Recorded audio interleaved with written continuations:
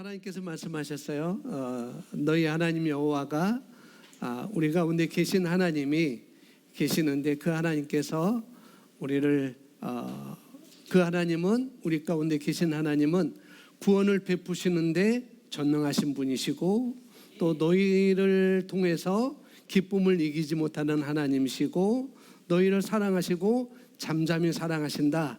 그래서 그 즐거움을 기쁨을 이기지 못한다라고 스바냐서 3장 17절에서 우리에게 말씀을 하고 있습니다. 그래서 하나님께서 정말 저와 여러분을 기뻐하십니다. 오늘 여기에 계신 여러분을 기뻐하시고 또 방송으로 말씀을 듣는 여러분들도 하나님 기뻐하십니다. 그래서 스바냐서 3장 17절 제가 좋아하는 말씀이고 예전에 우리가 찬송도 불렀고 그랬는데 우리로 기쁨을 이기지 못한다라고 말씀하고 있어요. 하나님이 저와 여러분을 통하여서 저와 여러분을 인하여서 기쁨을 이기지 못한다. 또 나를 저와 여러분을 잠잠히 사랑하신다라고 그렇게 말씀을 하고 있습니다.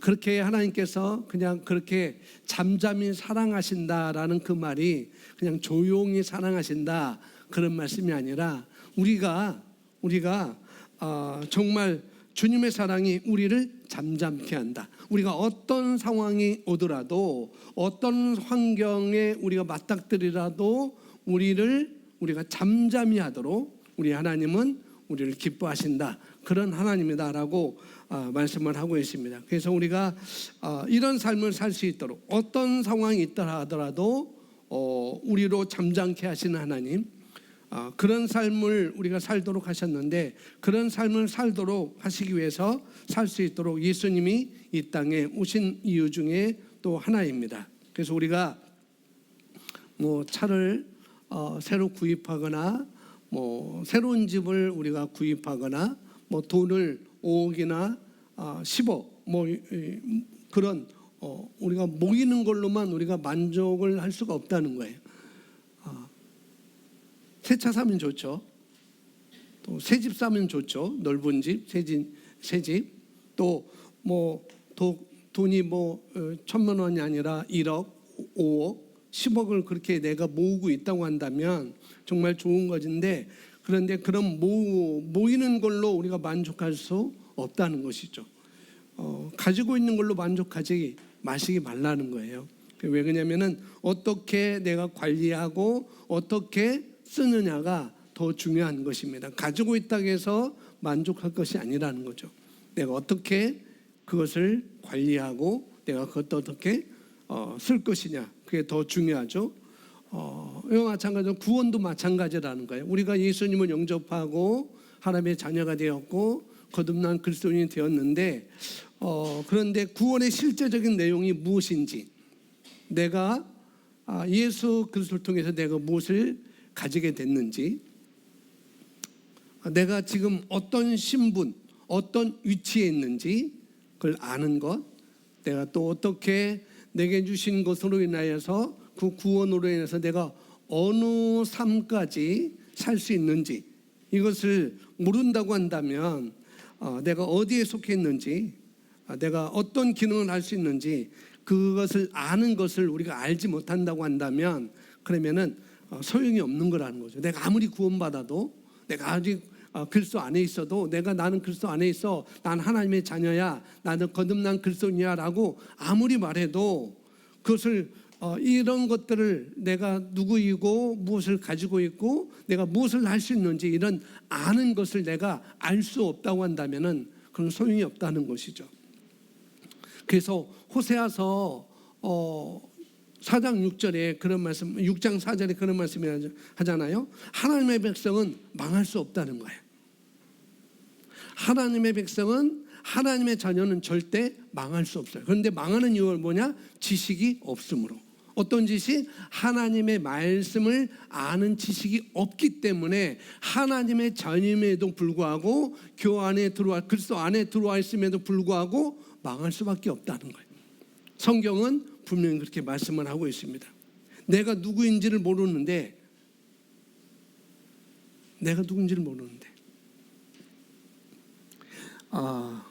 우리 고향에서 나온 가수가 한 분 있어요. 김국한 씨라고. 그분이 노래에 타타타 노래가 있습니다. 그 가사가 뭐예요? 내가 너를 모르는데 난들 너를 알겠느냐. 타타타. 제목이 타타예요. 가서 또 찾아보시면 안 됩니다. 찾아보셔야 돼요. 그 가사가 굉장히 좋아요. 내가 나를 모르는데 난들 너를 알겠느냐. 그걸 말하고 있습니다. 그러니까 내가 누구인지 모르는데 내가 누구인지 주장할 수 없어요. 그죠? 내가 누구인지 모르는데 내가 어떻게 나를 주장할 수 있겠느냐는 거죠. 그래서 오늘 말씀을 잘 들으시고 뭐예요? 들은 대로 행하는 삶. 들은 대로 행하는 삶으로 우리가 조종하시기 바랍니다. 오늘 말씀은 피의 언약에 대한 그런 말씀입니다. 피의 언약을 우리가 잘 알고 있는데 이 피의 언약의 기원은 또는 우리가 그 성찬식이라는 것, 오늘 본문 말씀이 마태복음 26장 26절부터 28절 예수님께서 마지막 유월절 이제 예루살렘에 올라가서 십자가 지시기 바로 전날이 유월절에 제자들을 모아놓고 바로 성만찬을 한 것이었어요. 그때 예수님이 한 것이 바로 성찬식, 우리가 지금 하고 있는 성찬식을 말하고 있는 것이죠. 이 성찬식이라고 부르는 이것은 인류의 가장 오래된 언약의 근거였습니다. 그것은 이 피의 언약은 에덴 동산에부터 시작되었어요. 다른 데가 아니라 창세기 1장 2장에 보면은 하나님의 창조를 우리가 볼 수가 있습니다. 1장 2장에서는 하나님의 창조를 볼 수가 있고 창세기 3장에서는 사단의 속임수로 인간이 타락으로 가게 된 것을 우리가 볼 수가 있죠. 그 타락으로 인해서 사단의 속임수로 인하여서 하나님의 사람으로 하여금 하나님의 말씀을 의심하도록 사단 마귀가 들어오게 된 것이죠. 오늘도 똑같이 그렇게 하고 있습니다. 사단은 마귀 그 졸개들은 뭐냐면은 하나님의 말씀을 오늘도 의심하게 만들어요. 그래서 하나님과 반대되는 쪽으로 가게 만들죠. 창세기 3장에서 그랬잖아요. 하나님의 말씀을 의심하게 해서 정말 하나님이 정말 이 선악을 알게 하는 나무의 열매를 이 실과를 먹지 말라 하더냐, 먹으면 죽으리라 하는데 정말 먹지 말라 하더냐라고 그 말씀에 대해서 의심하게 돼서, 그러니까 하와가 보니까 먹음직도 하고 보암직도 하고 탐스럽게 된 그 실과를 보게 되니까 어떻게 해요? 탐욕에 대해서 저거 먹어야 되겠다. 그 먹게 됨으로 말미암아 결국 하나님의 약속에서 벗어나게 되고 하나님의 보호와 하나님의 공급에서 벗어나게 되는 것이죠. 그래서 4장 3장 이렇게 보면 3장에 그 이유 보면 이제는 공급이 하나님으로부터 다 준비되어 있지만은 이제는 그 죄로 말미암아 하나님의 언약으로부터 벗어나게 되니까 이제는 내가 이마에 땀이 흘려야 너는 먹을 것을 먹을 거다라고 이렇게 말씀을 하고 있는 것을 우리가 성경에서 볼 수가 있습니다. 그래서 하와는 먹지 말라는 선악을 알게 하는 나무의 열매를 따먹었죠. 그리고 사랑하는 아담에게도 주었습니다. 그리고 나서 죄의 결과는 내용들이 3장에서 쭉 나오는 것을 볼 수가 있어요. 성경은 말합니다. 한 사람이 순종하지 아니함으로 많은 사람이 죄인이었다라고 말씀하고 있습니다. 로마서에서. 그리고 아담의 범죄로 말미암아 하나님과의 관계가 깨져버리게 된 것이죠. 그런 상황에서 하나님은 창세기 3장에서 하나님은 하나님과의 관계가 깨진 상태에서 하나님 그래도 어떻게 해요? 아담을 찾으시죠. 아담아 내가 어디 있느냐라고 아담을 찾으시는 하나님의 모습을 우리가 볼 수가 있습니다. 그리고 하나님은 비록 관계가 깨져 있지만은 그 영원한 그 생명 영생이라는 그것이 깨져 있지만은 하나님 그 관계를 회복하기 위해서 그 아담을 통해서 또 하시고자 하는 아담의 후손을 통해서 하시고자 하는 그런 일들을 하나님 아셨기 때문에 그 회복하기 위해서 아담과 피의 언약을 맺는 것을 볼 수가 있습니다. 그리고 언약 안으로 그들은 들어가게 되는 것이죠. 이 아담과 하와가 죄를 지음으로 말미암아 자기들이 부끄러운 모습을 이제는 알게 됐어요. 그래서 부끄러운 모습을 가리기 위해서 그들은 나뭇잎을 엮어서 치마를 자기들이 입어서 자기들이 입습니다. 나뭇잎이 저희 사측에도 사무실에 아보카도 나뭇잎이 아주 새파랗게 초록으로 붙어 있지만은 떨어지면은 어떻게 돼요? 나무에 떨어지면 그냥 이틀 새 다 말라버려요. 그리고 그것은 만지면은 어떻게 해요? 다 삭으로 부서집니다. 그러니까 나뭇잎을 그냥 나무를 하나 통째로 묶고 다니면 괜찮았을 텐데 그러지 않았잖아요.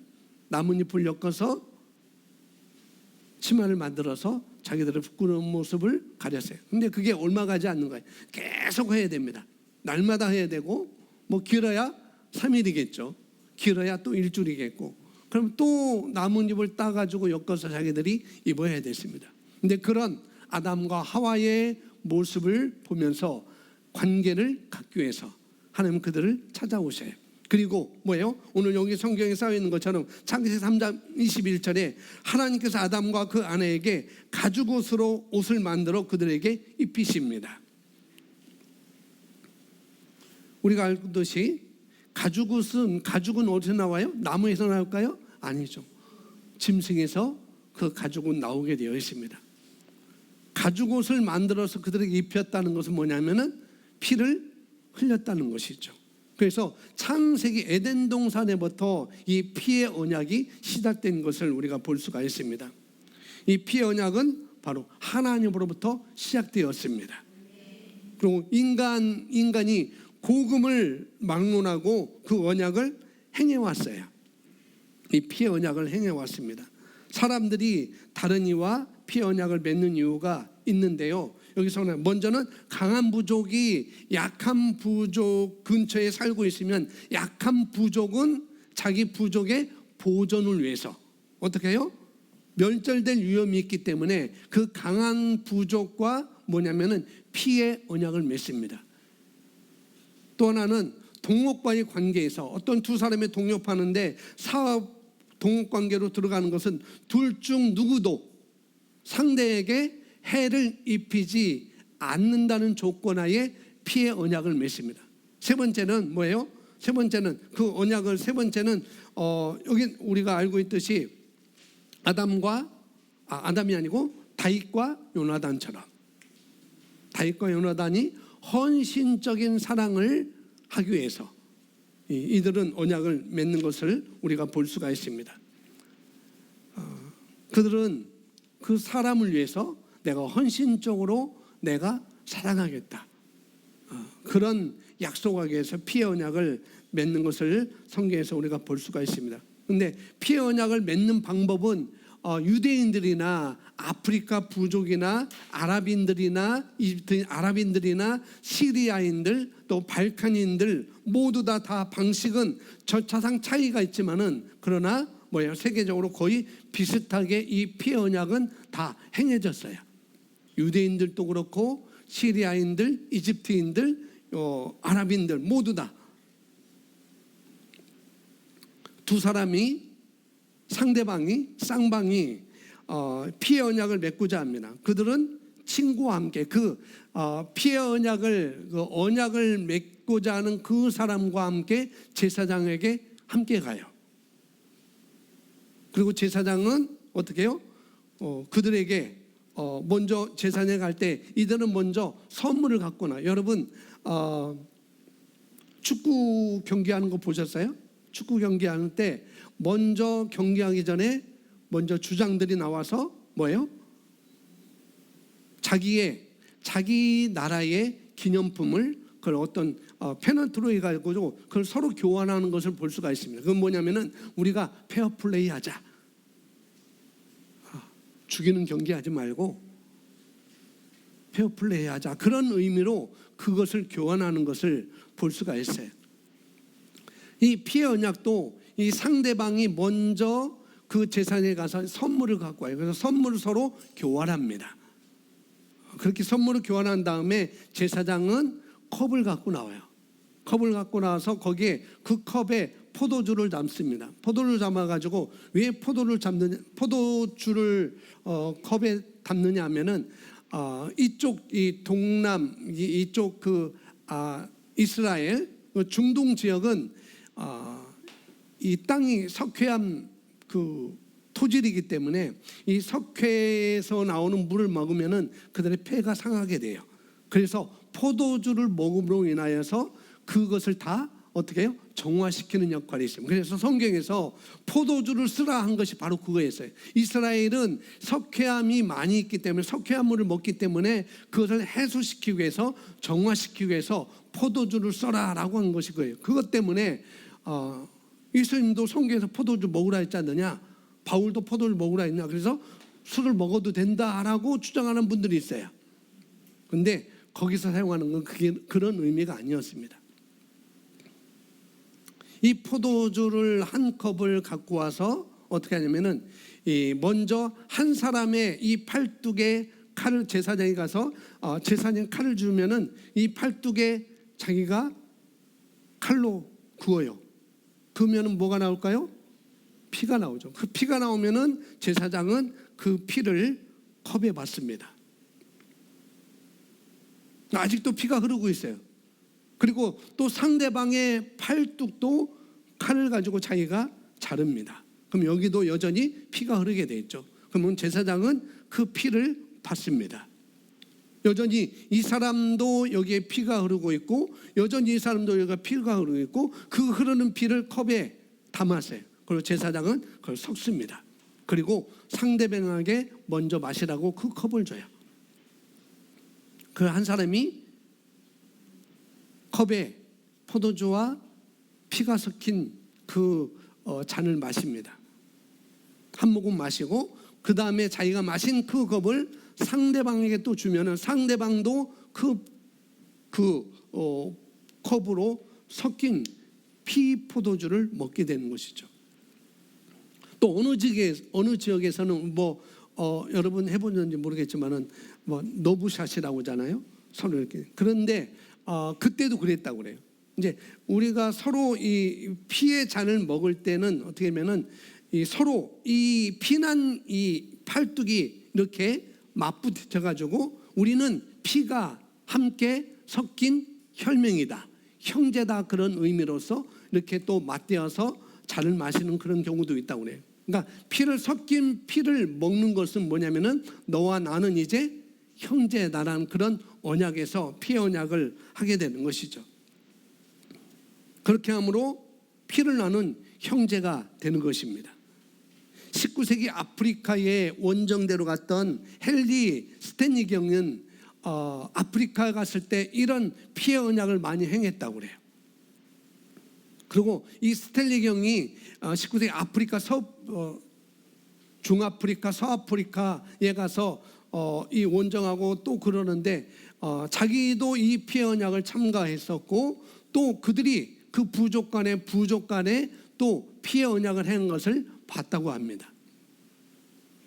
그리고 우리가 잘 알고 있는 역시 아프리카 리빙스턴 박사도 여전히 아프리카 가서 뭐냐면은 이 피의 언약을 또 자신도 행했었고, 또 아프리카 부족에서 이 피의 언약을 한 것을 봤다고 합니다. 그걸 자기 자서전에 그렇게 쓰고 있어요. 그러면서 다른 지역에서 이 피의 언약이 하고 있는데 뭐냐면은 이 언약이 깨진 일을 본 적이 없대요. 19세기 이 헨리 스탠리 경도 그렇고 리빙스턴도 그렇고 이 피의 언약은 깨지는 경우가 내가 본 적이 없었다라고 말합니다. 다른 지역에서도 이 피의 언약은 깨질 수가 없는 것이죠.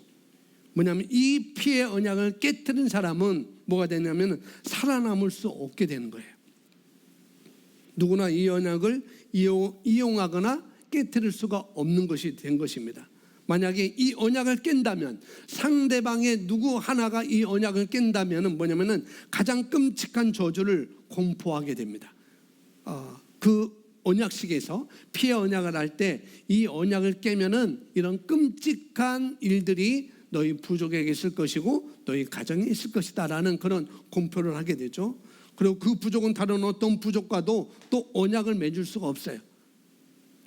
이 부족은 어떤 부족과 어느 부족과 피의 언약을 맺었는데 그 피의 언약을 자기가 깨뜨린 거야. 그래서 이 부족은 어느 부족과도 이 피의 언약을 맺을 수가 없어요. 그래서 외톨이가 되고 멸절된 위기를 맞게 되는 거죠. 그렇기 때문에 이 피의 언약을 맺은 그들은 어느 누구도 함부로 깨뜨릴 수가 없는 거예요. 심지어 깨뜨린다고 한다면은 그 피의 형제와의 언약을 어길 시 그의 아내나 그의 장손이나 그의 자녀나 또 그런 장자의 죽음이나 상실 이런 건 다 감안을 해야 했습니다. 그리고 내지는 그의 소유나 생명이 파괴되는 것을 그들은 다 알았기 때문에 깨질 수가 없었던 것이죠. 성경에서도 신명기 11장, 신명기 27장, 28장을 보면은 구약의 저주와 복에 대해서 나오고 있어요. 매년 성경에서는 이 피의 언약, 이 언약에 대해서 매년 저주는 저주의 산에서 공포가 되었고 선언이 되었고 복은 축복은 축복의 산에서 공표가 되었어요. 성경에서 창세기에서 그것을 신명기에서 볼 수가 있습니다. 그래서 이 피의 언약을 맺은 사람들은 3대와 4대에 걸쳐서 존중되고 지켜질 정도로 아주 매우 성스러운 것이 바로 피의 언약이었던 것이죠. 다시 말해 피의 언약은 영구적인 언약이며 불변하는 언약이며 또요 폐기될 수 없는 언약이 바로 피의 언약인 것입니다.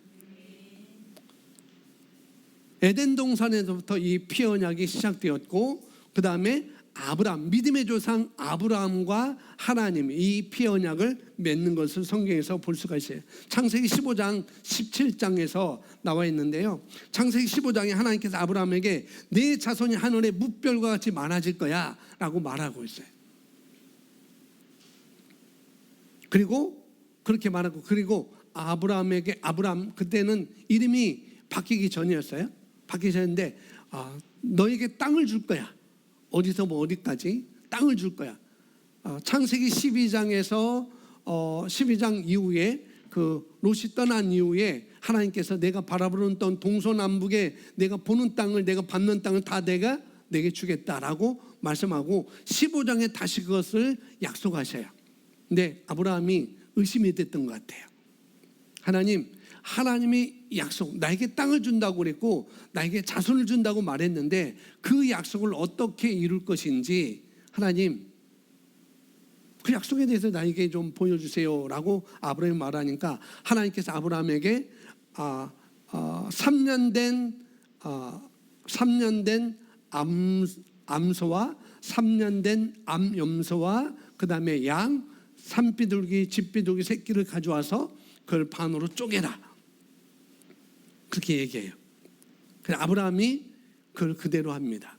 그리고 예레미야서 34장에 보면은 이 이스라엘 백성들과 하나님과의 그 피의 언약, 똑같이 짐승을 가져가서 짐승을 둘로 쪼개가지고 삼계탕, 배를 딱 가르잖아요. 딱 쪼개잖아요. 거기에 찹쌀 넣고 밥 넣고 은행 넣고 버섯 넣고 인삼 넣고 해서 보글보글 끓여서 삼계탕을 먹잖아요. 그것처럼 이 짐승도 3년 된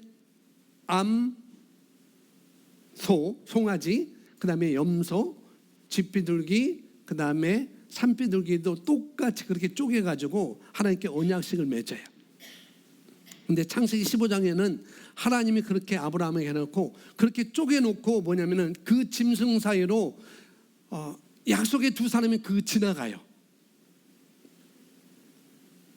그래서 이 약속을 지키지 않는 사람은 이 짐승이 반으로 쪼개진 것처럼 너도 이렇게 죽어 마땅하다, 너도 이렇게 쪼개질 거야 라는 그런 의미로 피의 언약을 짐승을 통해서 쪼개지는 그런 언약을 맺습니다. 그런데 창세기 15장에서는 누가 가느냐? 하나님만 가셔요. 횃불, 하나님만 그 쪼개진 사이로 가십니다. 뭐냐면은 하나님은 절대 이 언약에 대해서 어떻게 해요? 변하지 않고 폐기하지 않고 영구적인 언약이라는 것을 하나님이 몸소 보여줘요. 아브라함과 함께 가야 되는데 하나님만 가셔요. 하나님의 약속은 절대 변하지 않는다는 거예요. 폐기되지 않는다는 거예요. 그래서 히브리서 13장 5절에 하나님은 어제나 오늘이나 영원토록 뭐하지 않는다? 통일하신 하나님, 변하지 않는 하나님, 하신 약속을 지키시는 하나님. 그래서 우리가 지난 주간에 히브리서 말씀을 우리가 읽었잖아요. 히브리서 말씀은 이 언약에 대해서 옛 언약과 새 언약을 구분하면서 우리에게 말씀해 줘요. 짐승의 피로 너희가 1년에 한 번씩 제사를 드렸다면 이제는 예수님이 대제사장에서 예수님이 짐승이 되어서 예수님이 제물이 되어서 영원한 속죄를 이루신 것을 단번에 들어가신 분으로 말미암아 영원한 속죄를 이루신 것을 히브리서 9장에서 우리에게 말씀해 주고 있습니다.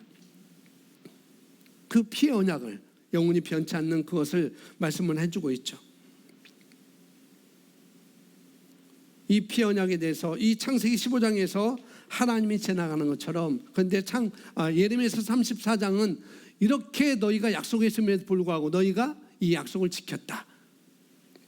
그래서 너희는 이렇게 지금 너희가 바벨론이라는 그 포로 생활을 할 수밖에 없고 너희 나라가 이렇게 멸절될 수밖에 없었다라고 그래서 상기시켜줘요.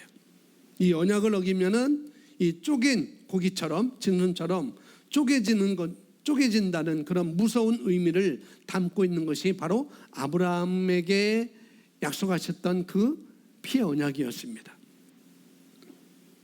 하나님께서 땅을 주겠다고, 자손을 주겠다고 이렇게 말씀하시고, 그러니까 아브라함이 하나님이 내게 땅을 주신다고 하는데 내가 무엇으로 알 수 있겠습니까? 그렇게 물었을 때 하나님은 바로 이 짐승을 쪼개서 언약을 맺는 것을 15장에 볼 수 있고, 17장에서 그 이후로 또 하나님께서 아브라함에게 뭐라고 하면 그 후손 사이에 언약을 맺는데 그 증거가 뭐냐면 할례를 받으라고 말합니다. 언약의 표, 낳은 지 8일 만에 산의 아이는 다 할례를 받아라. 그러니까 포피를 자르는 거예요. 남자 성기의 포피를 자르는 것. 이게 그래서 하나님의 언약이 너희 살아있다라고 말하고 있습니다. 할례를 받음으로. 포피를 자르지 아니하는 자는 언약을 배반한 자다. 그 너희는 멸절될 것이다 라고 17장에서 읽지 않았지만 거기 나와 있습니다. 하나님께서 아브라함과 맺은 언약은 할례로 인침을 받은 거예요. 먼저 짐승에 쪼개진 것으로 인침을 받았고, 그 다음에 너와 내 자손에게 다시 한번 너희 살이 자르는 것으로 인하여서 하나님이 다시 약속을 하시는 것이죠. 그래서 이 할례는 이 창세기 17장에 나오는 이 포피를 자르는 이 할례는 이 언약은 하나님과 아브라함의 언약으로 들어가는 관문이 되었어요. 그래서 이스라엘 백성들이든지 이방인들이든지 남자 산의 아이는 난 지 8일 만에 다 할례를 받는 그런 사례가 있었던 것이죠. 그런 다음에 하나님은 아브라함을 아브라함으로, 사레는 사라로 이름을 어떻게 해요? 바꾸어 주십니다. 알다시피 하나님은 언약을 지키시는 하나님이라는 거죠. 이스라엘의 언약을 지키는 한 그들 중에는 아픈 사람이 없을 것이다 라고 하나님은 명령하셔요. 너희들이 이 언약을 지킨다면 그들 중에 임신을 못하는 자가 하나도 없을 것이고, 죽는 아이도 없을 것이고, 젊은이가 죽는 일도 없을 것이다 라고 하나님은 그 언약에 대해서 그런 약속을 해주십니다. 우리는 이 언약을 옛 언약이라고 이렇게 말을 하죠. 옛 언약, 즉 구약이라고 부릅니다. 그런데 우리가 잘 알고 있듯이 출애굽기 12장에 다시 이 언약을 6월절에 애굽의 포로로 잡혀있는 400년 동안 430년 동안 포로로 잡혀있는 이스라엘 백성들을 구출하는 데 있어서 해방시키는 데 있어서 또 뭐하냐면 피의 언약을 맺어요. 어린 양을 잡아서 어떻게 해요? 그 피를 좌우 설주와 임방에 바르고 너희는 그 안에 들어가 있어라. 하나님이 내가 뭘 볼 때에, 피를 볼 때에 너희를 넘어갈 것이다. 살리는 것. 피 언약이 거기서 또 출애굽기에서 또 계속 이어지는 것을 볼 수가 있습니다. 이것이 바로 옛 언약이었고 구약에서 나타난 피의 언약이었어요. 그리고 신약에서 예수님께서 다시, 신약에는 그런 언약이 아니라 예수님이 새 언약의 창시자가 되는 것이죠. 이 새 언약으로 말미암아 우리는 구약 백성들보다 더 풍성한 축복들 가운데 우리는 들어가게 된 것입니다. 자, 보시면은 1번 새 언약은 무슨 언약이라고요? 피의 언약입니다. 마태복음 26장 28절 우리 함께 읽어볼까요? 시작.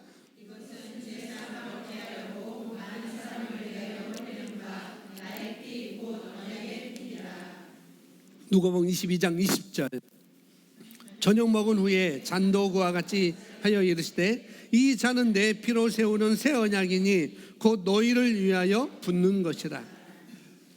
마태복음 26장 6월절 마지막에 무교절에 예수님이 제자들 모아놓고 만찬한 다음에 바로 이 성찬식을 하게 되는 것이죠.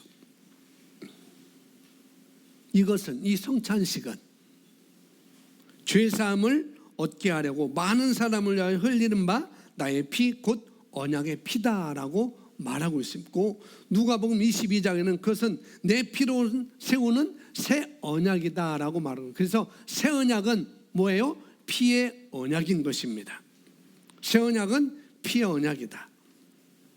여러분 이 새 언약이 무엇이냐, 피의 언약이 무엇이냐 할 때 이런 제목이 우리가 딱 들었을 때 새 언약에 대한 이해들이 여러분 머릿속에 붕붕붕 떠올라야 돼요. 아, 새 언약은 이런 것이지, 피의 언약은 이런 것이지라고 여러분이 떠올려야 됩니다. 그렇지 않다면은 붕붕붕 그 새 언약이 뭐지, 피의 언약이 뭐지라고 떠오르도록 계속 여러분이 말씀을 듣고 배우고 공부하셔야 돼요. 필요하다면 사람들이 그걸 나눠주는 말을 또 하셔야 합니다. 여러분, 새 언약이 있다면은 옛 언약이 있습니다. 아시겠죠? 이게 우리가 알아야 될 기본 원리는 바로 새 언약이 있다면은 옛 언약이 있다는 것. 옛 언약이 있다면은 새 언약이 있다는. 그런데 옛 언약이 있고 새 언약이 있는데 여기 나오는 것처럼 항상 새 언약이 옛 언약보다 우선한다는 것을 여러분이 아셔야 돼요. 같이 옛 언약과 새 언약이 나란히 있으면은 뭐가 우선한다? 새 언약이 우선한다는 걸 여러분이 아셔야 됩니다. 그래서 새 언약이 옛 언약보다 우세하다는 것을 기억하셔야 됩니다. 이것은 상식적인 거라는 거예요. 쉽게 설명드리면 저희 부부가 우리 함정민 집사님하고 약속을 했어요. 집사님, 우리 부부와 함께 식사를 하려고 또 나눔도 하고 또 삶도 나누고 또 식사도 함께 같이 합시다 해서 저희 부부가 우리 한 집사님하고 약속을 했어요. 내일 오전 10시에 만나서 2시간 동안 얘기하다가 12시에 맛있는 점심을 먹어요 라고 약속을 했어요. 근데 제가 스케줄 보니까 10시에 다른 약속이 있는 거예요. 그래서 집사님한테 전화해서 집사님, 제가 사실 10시에 약속했는데 제가 이미 선약이 있어가지고 그 약속을 1시로 바꾸면 좋겠습니다 라고 해서 협의하에 약속을 1시로 바꿨어요. 그런데 한 집사님이 10시에 나와서 전화하는 거예요. 사모님, 저 여기 장소에 나왔는데 왜 안 나오셨어요? 라고 하면은 그건 좀 이상한 거죠. 그죠? 왜? 이미 10시에 했지만은 그 약속을 바꿔서 오후 1시에 했기 때문에 이상한 거라는 거죠. 그러니까 뭐냐면은 왜 이런 예를 들면은 새 언약이 옛 언약보다 먼저 한다, 우선한다는 것을 말씀드리기 위해서 이렇게 예를 든 것입니다. 만약 여러분이 어떤 사건이 직면했을 때, 만약 여러분이 어떤 환상을 봤거나 어떤 꿈을 꿨을 때, 그럴 수 있어요. 우리가 그럴 수 있을 때 만약 그것이 옛 언약의 어떤 것이라고 떠올랐다고 한다면, 옛 언약과 관계된 것이라고, 그것이 환상이나 예언이나 그런 것이 사건에 직면했을 때 반드시 어디에 새 언약에 있는 내용들을 떠올려서 반드시 조정을 해야 되는 거예요. 왜? 새 언약이 옛 언약보다 우선하기 때문에, 더 우세하기 때문에 그런 것입니다. 지금 내가 떠오른 그 옛 언약이, 내가 떠오른 그것이 옛 언약으로 이것을 바라보는 것이 충분한가?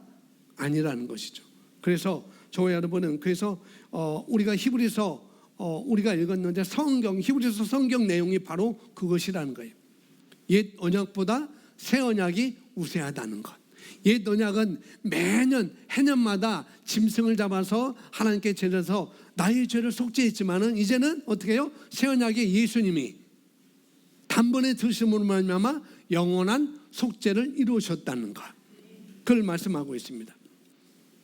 그래서 우리가 옛 언약을 볼 때 이 옛 언약의 이야기들은 내가 반드시 새 언약의 눈으로 볼 수 있어야 된다는 거예요. 그리고 그렇게 조정을 하셔야 됩니다. 그렇게 보는 것이 또 마땅하고요. 또 그런 것이 아니더라도 우리가 어떤 사건을 만났을 때 옛 언약의 말씀이 떠올랐다고 한다면, 구약의 말씀이 떠올랐다고 한다면 반드시 새 언약에 있는 말씀들을 차단해서 그것을 점검하는 일을 우리가 꼭 해야 되는 것입니다. 아멘. 근데 오늘 성경에서 말하기를 새 언약이 무엇이냐? 새 언약은 피의 언약이라고 그랬어요. 새 언약은 무엇입니까? 피의 언약입니다. 새 언약은 피의 언약이다 라고 하는 것을 여러분 꼭 기억하십시오. 새 언약은 뭐다? 피의 언약이다. 그러면 이 피의 언약이 무엇인지 또 우리가 알아야 되겠죠. 아까 이 피의 언약을 맺는 이유를 말씀드렸어요. 무엇을 해서? 서로 자기 부족의 보존을 위해서, 그리고 두 번째 상대를 이용하지 않기 위해서, 그 다음에 헌신적인 사랑을 위해서 이 피의 언약을 맺는다고 우리가 서두에 우리가 말씀을 받습니다. 이 세 가지 의미로 피의 언약을 세우지만 사실 이 피의 언약은 죽고 사는 문제였었어요. 내가 죽느냐 상대방이 죽느냐. 약한 부족은 멸절될 수밖에 없죠. 죽을 수밖에 없죠. 동업하더라도 내가 약하면은 어떻게 해요? 내가 먹힐 수가 있는 거예요. 그래서 이 언약을 통해서 서로 이용하지 않기 위해서, 서로 보존을 위해서 이 언약을 하는 것이죠. 피로 맺은 혈맹이기 때문에 내가 나를 배신한다면 어떻게 해요? 죽을 거라는 것을 이 피 언약에서는 말하고 있는 거예요. 또 내가 배신해도 죽는다는 것을 말하고 있는 것이고, 또 어떤 의미가 있냐면은 적군이 쳐들어올 때 내 부족을, 내 약한 부족이었는데 적군이 나를 쳐들어올 때 내가 죽지 않도록 내가 와서 함께 싸워줘야 된다라는 그런 의미도 피의 언약에 있습니다. 이것이 어디에 잘 나오냐? 사무엘상 17장, 여호수아서 9장에 잘 나와 있어요. 여호수아서 9장 10절에 여호수아가 가나안 땅에 들어가는데 그 땅에 가까이 있는 기브온 족속이 여호수아를 속여서 약속을 하게, 언약을 맺습니다. 그 약속 때문에 기브온 족속이 이제 다른 민족을 통해서 침략을 받을 때 이 기브온 족속이 뭐예요? 여호수아에게 도움을 요청해요. 우리가 지금 죽게 되었으니까 당신의 군대를 보내서 우리를 살려내라. 당당히 말해요. 뭐 때문에? 언약 때문에. 언약 때문에. 이용하지 않고 서로 보존하기 위해서 그 약속을 지키는 것이 여호수아서 9장 10절에서 잘 나오고 있습니다. 내가 유급할 때 내가 목숨을 다해서 어떻게 해요? 너를 지켜줄게. 내가 유급할 때 나를 위해서 내가 와서 나의 목숨을 지켜줘라라는 그런 의미가 바로 피의 언약에 속해 있는 것입니다. 왜냐하면은 혈맹이니까. 왜냐하면은 하나이니까 그래요. 피를 마셨다는 것은 이 피가 흐르는 두 팔뚝을 이렇게 엇걸려서 함께 비볐다는, 피가 섞였다는 것은 뭐예요? 한 형제라는 거죠. 피가 섞인 사람을 누구라고 해요? 형제라고 하잖아요. 피가 섞이지 않은 사람을 형제라고 하잖아요. 우리는 예수 그리스도 안에서 한 피로 우리는 어떻게 해요? 구원을 받은 사람이기 때문에 우리는 다 형제 자매가 되는 것입니다. 그런 것이에요.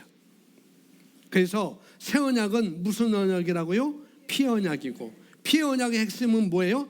하나됨이라는 거예요. 피의 언약의 핵심은 하나됨이라고 해요. 하나됨. 따라서 고백합니다. 하나됨. 이걸 우리가 다른 말로 동일시라고 해요. 동일시.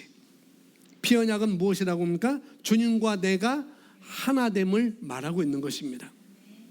여기 결혼하신 분도 있고 앞으로 결혼할 분도 있고 있는데, 우리가 결혼할 때 혼인서약을 하잖아요. 혼인서약을 하는데 그 혼인선언문, 성혼선언문, 그걸 말하고 있는데 그게 바로 피의 언약을 기반으로 하는 것입니다. 예전에 그런 말을 많이 들었잖아요. 검은 머리가 팥뿌리가 될 때까지, 아니 팥뿌리가 되더라도 헤어지지 않기로 한 것. 예전에 주례하시는 분들이 아주 써먹었던 문구가 바로 그거였어요. 이 검은 머리가 팥뿌리가 될 때까지 되도록 헤어지지 않겠다고 한 것이 바로 이 결혼 그 성혼 선언문이었습니다. 그래서 이 피의 언약을 기반으로 하는 것이 바로 결혼식에 있어서 결혼 혼인 선언문이에요. 선언문. 피의 언약의 핵심은 바로 하나됨입니다. 하나됨. 남자와 여자와 합하여 한 몸을 이룰지니라 라고 창세기에서 말하고 있고 마태복음에서 말하고 있는데, 성경은 그렇게 말하고 있는데 그게 바로 결혼인 것이죠. 한 몸을 이룬다는 것이 뭘까요? 하나됨을 말하는 것입니다. 하나됨. 이게 어디에 기초한 거라고요? 무슨 언약? 피의 언약에 기초된 것입니다. 그건 주님께서 또 주신 새 언약이기도 하고요. 죄사함을 얻게 하는 나의 피의 언약이다. 누가복음 22장에서는 새 언약이다라고 그렇게 말씀을 하고 있어요. 그래서 피의 언약은 깨질 수 있다 없다? 없습니다. 피의 언약은 깨지는 이유가 있다 없다? 없어요. 없는 거예요. 어떤 이유라 할지라도 그게 하나님께서 인간에게 주신 이 결혼에 대한 개념이 바로 거기에 있는 것입니다. 우리 주변에서 그런 걸 많이 볼 수 있고, 또 방송에서, 드라마에서 그 이혼하는 것을 우리가 보면서 어떻게 해요? 삶의 유혹을 받죠. 그런 걸 보면서 갈라서면 좋을 것 같고 편할 것 같고, 뉴스에서, 드라마에서 그렇게 비춰지니까 아주 자유가 있죠. 묶여있는 것이 자유가 있고 그런 유혹. 그러나 실제로 갈라서면 일이 벌어지는 것입니다. 끔찍한 일이 벌어지는 것입니다. 그래서 어떤 분은 그렇게 이것을 피의 언약이 깨지는 것을 그런 표현을 했어요. 뭐냐면은 제가 이걸 잘라야 되겠네요. 상대방 이거 뭐냐면은 여기에 풀을 발라요. 풀을 발라 붙입니다. 그럼 이게 마르겠죠. 그러면 뗄 때 여러분 스티커도, 여러분 주차 스티커 잘못돼서 뗄 때도 온전히 떼집니까? 안 떼지죠. 뭐가 남잖아요. 이게 두 개 딱 붙어가지고 나중에 마른 다음에 이게 떼려면은 온전히 떼질까요? 아니, 둘 중에 하나는 망가집니다. 다 망가져요. 온전히 떼지지 않아요. 바로 피의 언약이 바로 그런 거라는 거죠.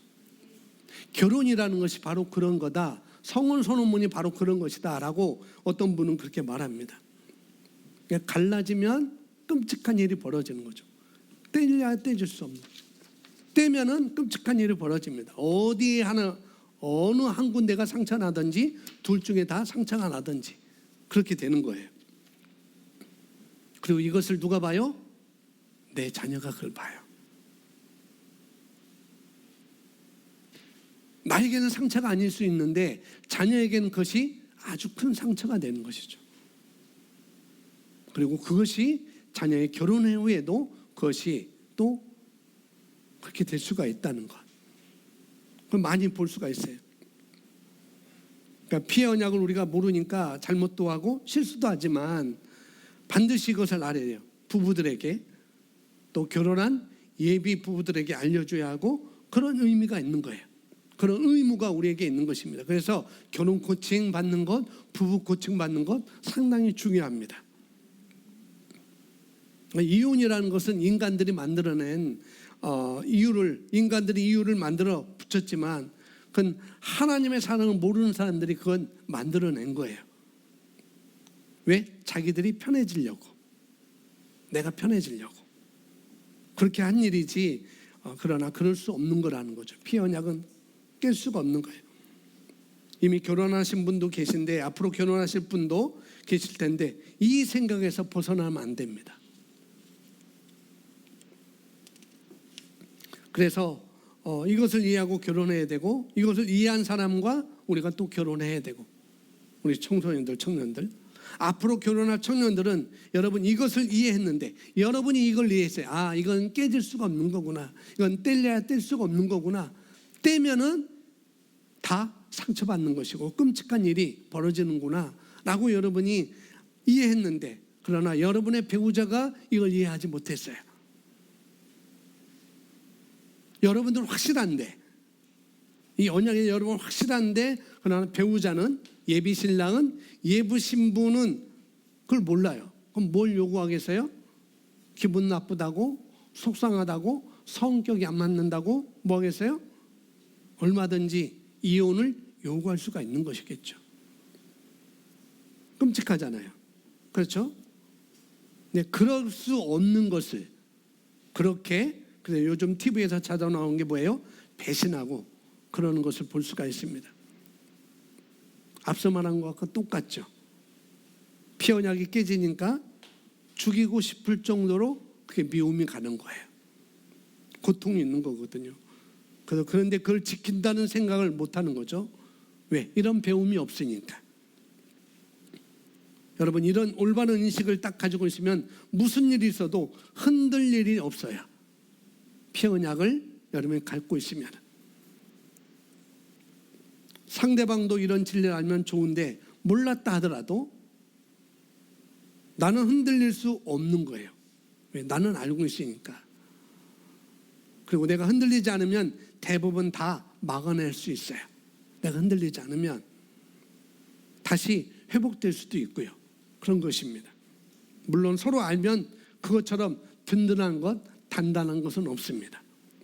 부부가 하나가 되어지면 해내지 못할 것이 하나도 없어요. 완벽하거든요. 그렇게 조화가 이루어진 거예요. 이 새 언약은 바로 부부 이야기까지 왔지만 결혼 이야기까지 왔지만 이 새 언약은 피해 언약인데 주님과 내가 하나됨이라는 것. 그것을 바로 새 언약이라고 말하고 있는 것입니다. 주님과 내가 하나됨. 주님과 내가 하나된 것이 새 언약이고 피해 언약인 것입니다. 이게 우리의 정체성이라는 거예요. 나의 정체성. 주님과 내가 하나가 되었다는 것. 이게 바로 정체성. 나의 정체성, 그리스도인의 정체성이라고 말할 수 있겠습니다. 내가 누구이냐? 주님과 하나가 된 사람이다. 내가 누구이냐? 주님과 내가 하나 된 사람이다. 내가 누구냐? 주님이 내 안에 계신 존재이다. 내가 누구냐? 내가 주님 안에 계신 존재이다. 하나됨이 바로 그런 거잖아요. 제 안에, 여러분 안에 그분의 생명이 있습니다. 그게 하나됨이에요. 아멘. 저와 여러분 안에 그분의 아름다움이 있어요. 저와 여러분 안에 그분의 행복이 있습니다. 저와 여러분 안에 그분의 기쁨이 있어요. 아멘. 왜? 뭐 때문에? 하나가 되었기 때문에 그런 것입니다. 우리는 주님과 피의 언약 안에 들어가 있습니다. 아멘. 자, 가로 1번 보겠습니다. 제자들이 잔을 마신 것은 자신 것의 의미는 하나됨입니다. 마태복음 26장에서 그 성만찬을 한 것, 그것은 바로 예수님과 제자들이 성찬식을 했는데 그 잔을 마신 것의 의미는 바로 다른 것이 아니고 하나됨이었다는 거죠. 하나됨을 말씀하는 성경 구절이 여기 제가 로마서 6장 3절 5절 고린도전서 11장 25절 써놨는데 6장 3절부터 우리 함께 읽어보겠습니다. 시작. 무릇 그리스도 예수 합하여 침례를 받은 우리는 그의 죽으심과 합하여 침례를 받은 줄 알지 못하느냐. 그러므로 우리가 그의 죽으심과 합하여 침례를 받음으로 그와 함께 장사되었나니 이는 아버지의 영광으로 말미암아 그리스도를 죽은 자 가운데서 살리심과 같이 우리로 또한 그 생명 가운데 행하게 하려 하심이라. 만일 우리가 그의 죽으심과 같은 모양으로 연합한 자가 되었으면 또한 그와 부활과 같은 모양으로 연합한 자도 되리라. 여기 킹제임스 버전을 써놔서 그렇지만은 우리가 가지고 있는 개정성에는 함께라는 것이 계속 반복해 나옵니다. 함께 장사됐고 함께 살아났고 함께 승천해서 보좌 우편에 앉아있다라고 말하고 있습니다. 거기 동일시고 그것이 말하는 바로 하나됨입니다. 그래서 사도 바울이 마태복음 26장 28절에서 예수님께서 선창식을 한 것을 따라서 이 고린도전서 11장 25절에 똑같이 말하고 19에 또한 그와 같이 잔을 가지시고 이르실 때 이 잔은 내 피로 세운 새 언약이니 이것을 행하여 마실 때마다 나를 기념하라 하셨으니 뭐예요? 하나가 되었다는 것을 인식하라는 거예요. 선찬식을 할 때마다 우리가 기억할 것은 뭐냐면은 잔을 마실 때마다 빵을 뗄 때마다 나는 주님과 하나라는 사실. 내가 그 예수님이 하신 일이 내가 저와 여러분이 예수님이 하신 일을 그 이야기를 들어요. 예수님이 십자가에서 나를 위해서 무엇을 하셨는지 그 이야기를 듣습니다. 그 이야기를 듣고 그걸 내가 받아들이고 다른 말로 요한복음 1장 12절에 말하는 것은 영접하는 것. 영접함으로 말미암아 그렇게 영접할 때 바로 뭐예요? 침례를 받게 되는 것이고 이런 침례가 일어나는 일이 바로 예수님의 죽으심과 합하여 침례를 받음으로 그분과 함께 우리는 죽었고 그분과 함께 장사되었다. 그리고 그분의 살리심과 같이 우리도 함께 살았다. 어떻게 해요? 새로운 사람으로 새 생명을 가진 사람으로 우리는 다시 태어나게 됐고 그 새 생명 가운데 우리가 행하라고 우리가 함께 부활을 하게 된 것입니다. 그런 과정을 갖다가 우리가 그리스도와 동일시가 되었다라고 말하고 있고 다른 말로는 하나됨을 말하고 있는 것입니다. 그래서 마태복음 26장 28절에서 왜 주님께서 제자들과 잔을 나누셨는지 이제 의미를 우리가 아시겠죠? 뭐를 위해서? 하나됨을 위해서. 하나됨을 위해서. 그래서 이 잔은 나의 피로 세우는 새 언약이다라고 말씀하시면서 너희가 이 잔을 나와 함께 나누어 마시는 것이 나와 의미가 있다고 그렇게 말씀을 하고 있는 것입니다. 하나가 되는 거예요. 하나가 되는 것입니다. 그래서 여러분 성찬식 할 때 다시 말씀드립니다. 성찬식을 참여할 때 그걸 다시 한번 우리가 새기는 거예요. 주님과 내가 하나가 되었구나. 주님의 생명이 내 생명이 됐구나. 주님의 기쁨이 나의 기쁨이 됐구나. 주님의 아름다움이 나의 아름다움이 됐구나라고 그것을 다시 한번 기억하는 것입니다. 우리는 주님과 피의 언약 안에 들어가 있습니다. 아멘. 두 번째, 제자들만 예수님과 하나가 된 것이 아니고 모든 믿는 자들이 예수님과 하나가 된 것입니다. 아멘. 요한복음 17장 20절에서 말씀하고 있습니다. 함께 읽습니다. 시작. 내가 비옵는 것은 이 사람들만 위함이 아니요 또 그들의 말로 말미암아 나를 믿는 사람들도 위함이니 아버지여 아버지께서 내 안에 내가 아버지 안에 있는 것 같이 그들도 하나가 되어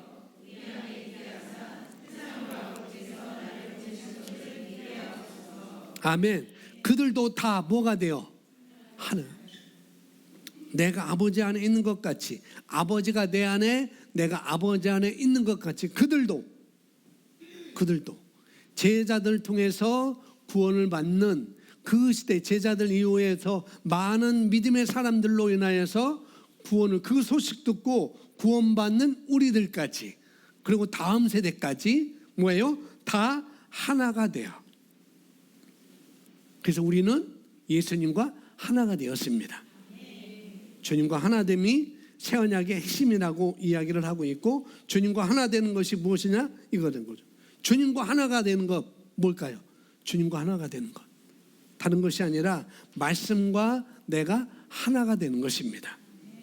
말씀과 하나가 되는 것은 또 뭐냐면은, 말씀에서 말하는 말씀이 내게 사고방식이 되는 거예요. 주님과 하나가 된다라고 말 때 쉽게 말하면은 말씀에서 말하는 말씀이 내게 사고방식으로 인식되어지는 것, 그걸 우리는 헬라어로 에피그노시스라고 합니다. 인식된 것, 하나가 된 것. 뭐냐면 내가 말씀처럼 생각하고, 말씀에서 말하는 것처럼 내가 말하고, 말씀에 말하는 것처럼 내가 행동하는 것, 그게 바로 주님과 하나됨을 말하고 있는 것입니다. 우리는 하나가 되었어요.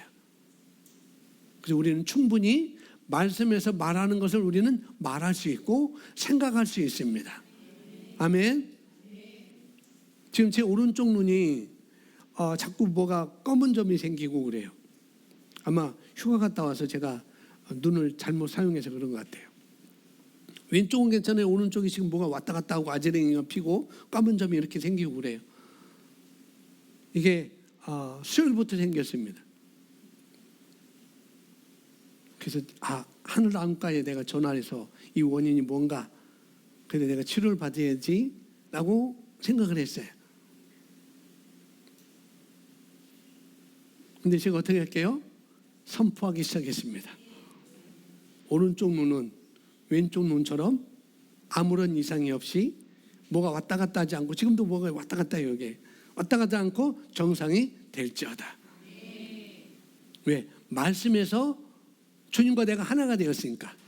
말씀에서 말하는 나를 내가 말하는 거예요. 옛 언약에서는 이건 그런 거야, 그럴 수밖에 없어 라고 말하지만은, 새 언약에서는 예수님께서 채찍에 맞음으로 내가 나음을 입었다라고 말하고 있으니까, 나는 그 말씀에 근거해서 나는 나은 것을 나는 말하는 거예요. 아침에도 말했습니다. 내려오면서 말했어요. 근데 여전히 지금도 오른쪽에 뭐가 왔다 갔다 해요. 그러나 저는 말씀을 말할 겁니다. 말씀을 생각할 것이고 말씀을 말할 것이고 결과를 저는 가져올 거예요. 바로 이것이 주님과 하나됨을 말하고 있는 것입니다. 새 언약은 바로 그런 것입니다. 피 언약은 바로 그런 거예요. 그래서 말씀이 나와 하나가 되면 한마디로 사고방식이에요. 사고방식. 내 생각이 말씀처럼 그러면 생각을 하게 되었고, 내 말이 말씀처럼 말하게 되었고, 그리고 내 행동이 말씀처럼 그 자리로 가게 되는 것이죠. 그게 바로 주님과 내가 하나가 된 것입니다. 그냥 폼으로 된 게 아니에요. 폼 잡으라고 하는 것이 아니에요. 제가 목사이기 때문에 폼 잡기 위해서 내가 그 말하는 것이 아닙니다.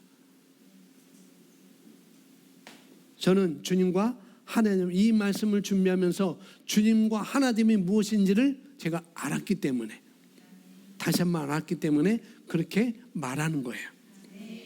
오늘 이것이 핵심입니다. 세 번째 읽어볼까요? 시작. 예수님이 제자들과 맺을 수 있는 최고의 언약으로 인해 예수님이 그들을 위해 죽을 수 있도록 하였습니다. 바로 예수님이 제자들과 맺을 수 있는 최고의 언약, 그것이 무슨 언약으로 했어요? 새 언약이자 피의 언약이라고 그랬습니다. 하나됨이라고 그랬어요. 그 언약으로 인해서 그 언약이 뭘 의미하는지 예수님이 아셨죠.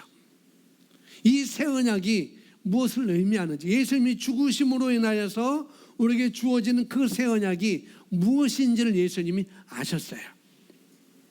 그리고 그 일 때문에 예수님은 그들을 위해서 저와 여러분을 위해서 죽을 수 있었던 것입니다. 아멘. 죽지 않으면은 하나가 될 수 없기 때문에 아버지와 내가 하나가 된 것처럼 그들도 다 하나가 되기 위해서, 예수님과 하나가 되기 위해서, 아버지와 하나가 되기 위해서 예수님이 십자가로 가시게 된 것입니다. 그래서 구원하시기 위해서 보다도 뭐예요? 나와 하나가 되기 위해서 예수님은 십자가로 가신 것입니다. 예수님의 죽으심과 부활하심 그리고 승천하심으로 인해 모든 인류에게 주님과 하나가 될 수 있는 길을 만들어 놓으셨고, 누구든지 이 새 언약으로 들어오면은 그 사람의 삶에 그분이 나타내 보이는 것입니다. 아멘. 이것이 사도 바울이 깨달은 계시였어요. 우리는 이것이 무엇인지 압니다. 그 중에서도 여러분은 좀 더 알았습니다. 아멘. 주님과 하나가 된다고 하는 것이 그분께서 하신 말씀과 내가 하나가 됨이라는 사실까지 우리가 알았습니다. 그리고 하나가 되기 위해서 내가 얼마나 말씀에 집중을 하고 공부를 하고 또 읊조려서 내가 사고방식을 바꾸느냐, 우리는 그것은 우리 각자 몫이라는 거죠. 변명은 없어요. 거기에 대해서 변명하셔도 좋지만, 그러나 저라면 안 할 겁니다. 그 변명은 안 할 거예요. 지난 수요 예배 때 우리 김영식 집사님이 우리 김영식 집사님 간증을 들으셨죠.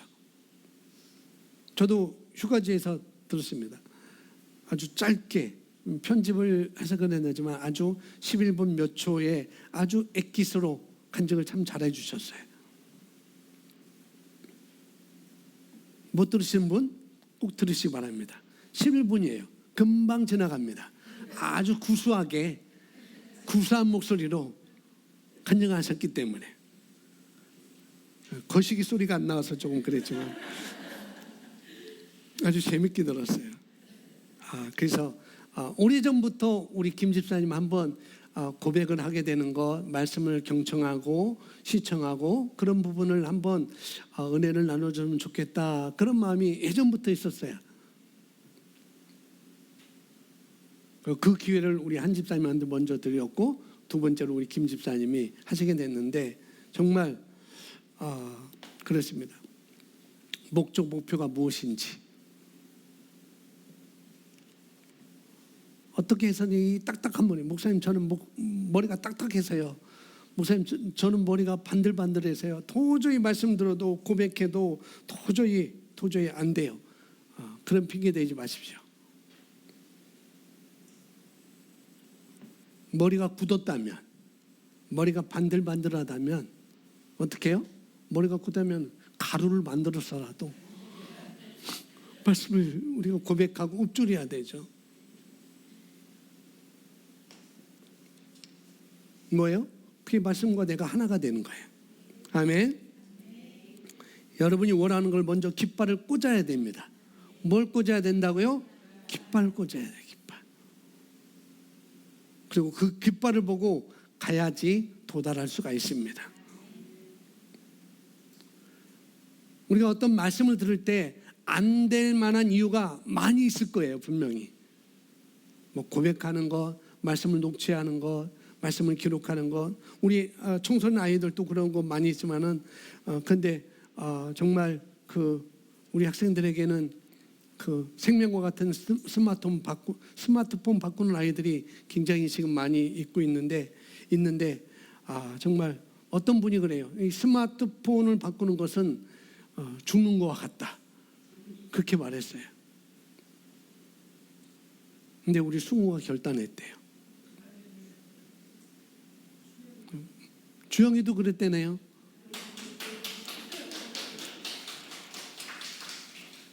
그러니까 다른 아이들은 다 갖고 있겠죠. 학교 가면은. 그걸 내가 꺼내놓을 수도 없을 거예요. 왜? 야, 너 그게 뭐냐? 라고 할 수 있을까? 호주머니에 넣고 꺼내지 마세요. 물론 다 거두겠지만은. 생명과 같은 그것을 바꿀 수 있는 거 정말 쉽지가 않을 거예요. 아직까지 마음이 좀 그럴 수도 있고, 또 부모의 입장에서 또 마음이 그럴 수도 있고,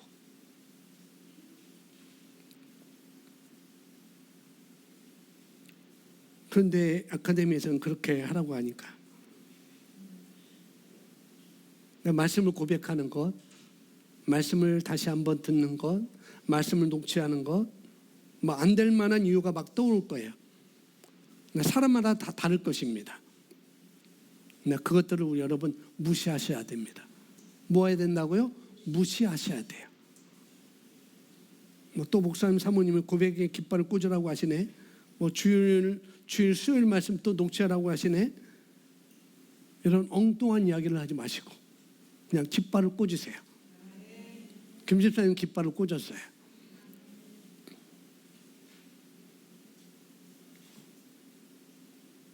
그 깃발을 꽂은 것을 수요일날 나누셨잖아요.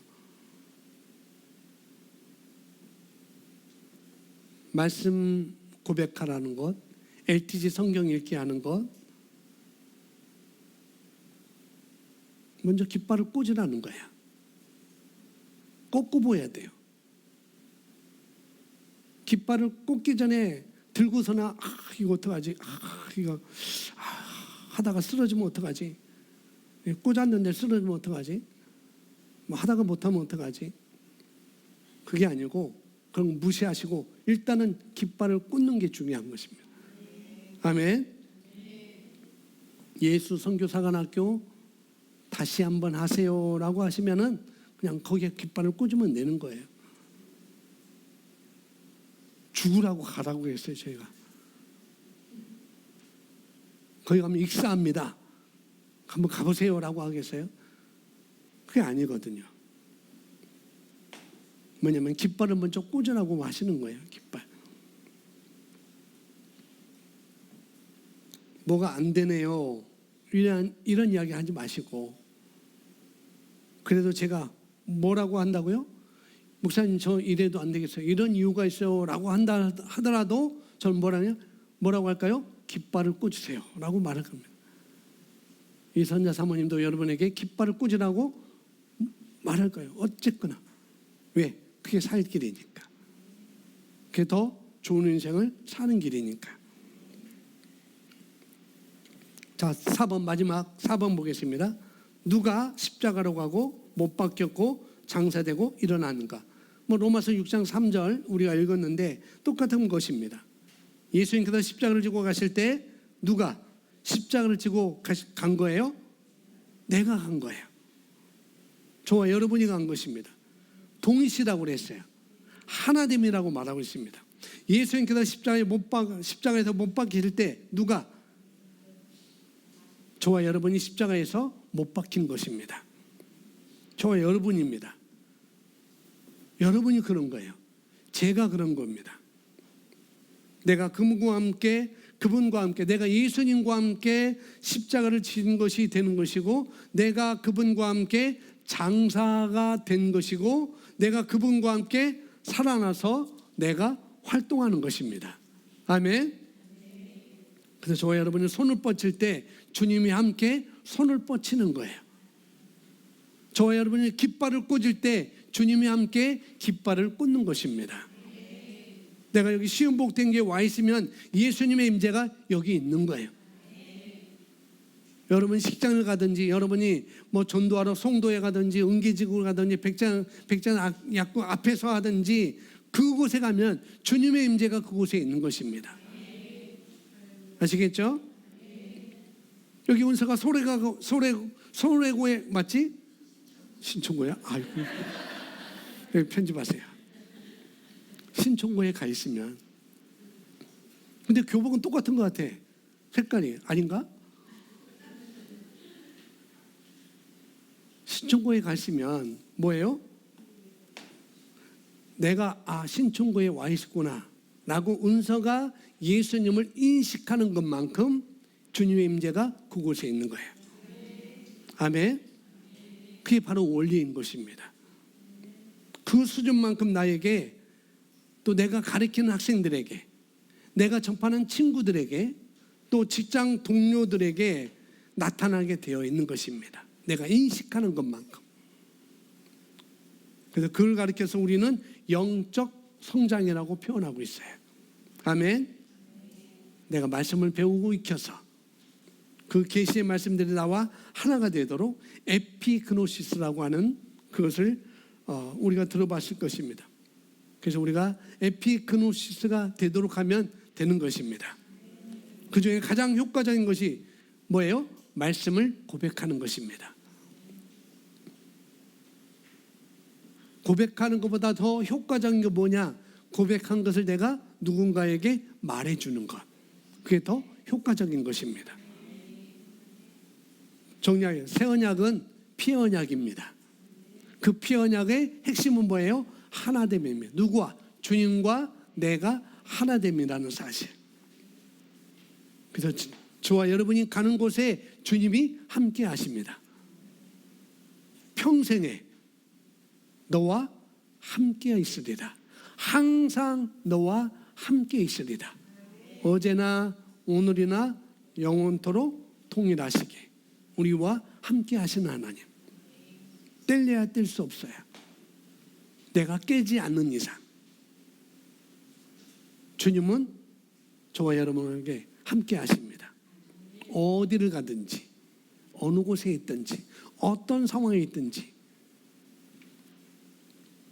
기브온 족속이 여호수아에게 그 언약 때문에 나에게 와서 우리 민족에 와서 이 위기를 좀 해결해 달라라고 말한 것처럼 여러분은 주님과 언약의 관계입니다. 하나가 되었습니다.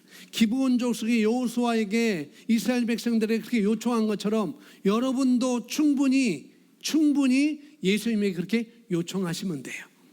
그게 바로 언약의 관계입니다. 내게 내게 이런 문제가 맞닥뜨렸으니 이런 직면이 내가 다다랐으니 주님 나를 도와주세요. 근데 그분은 도와주십니다. 구하라 주실 것이요 찾아라 문을 두드리라. 누가 해요? 주님이. 내가 문 앞에 서서 두드린다고 그랬어요. 우리는 열기만 하면 됩니다. 그분과 우리는 하나가 되었습니다. 아멘. 주님과 내가 하나가 되었다는 사실, 그걸 인정하시고 인식하시고 살아갈 때 정말 우리 삶 가운데 그분이 다 함께 일하신다는 사실을 여러분 인정하시고 믿으시고 그분께 도움을 요청하시기 바랍니다. 아멘. 오늘 말씀 이렇게 마쳤습니다. 우리 함께 오늘 주신 말씀 다 잊어도 괜찮아요. 다 잊어도 괜찮아요. 피언약은 새 언약인 것이고 새 언약은 주님과 내가 하나됨이 되었다는 것. 내가 가는 곳에 주님이 함께 간다는 것. 내가 하는 일에 주님이 함께 한다는 것. 단지 내가 예수님을 내가 얼마만큼 그 말씀을 인식하느냐, 그 말씀과 하나가 됐냐에 따라서 오는 것은 다르다는 사실. 그 말씀을 고백하는 일, 말씀을 공부하는 일 열중하시고 집중하시고 깃발을 꽂겠습니다 라고 다시 한번 여러분 결단하시고